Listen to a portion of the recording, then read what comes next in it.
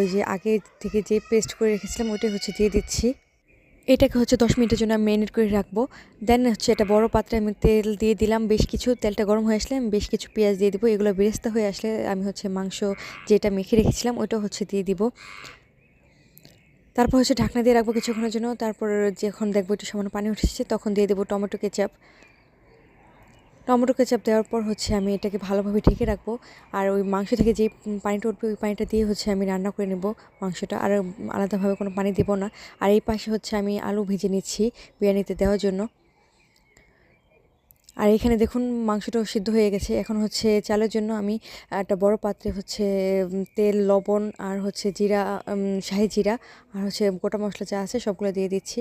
মাংসটা হয়ে গেলে ওখানে হচ্ছে আলু, কাঁচামরিচ, আলু বোখরা দিয়ে হচ্ছে চালটা আমি দিয়ে দিব। আর এখানে হচ্ছে গোলাপ জল, ঘি আর হচ্ছে বেশ কিছু দুধ দিয়ে এখন আমি এটাকে হচ্ছে ভাপে দিয়ে দিব। তো এই তো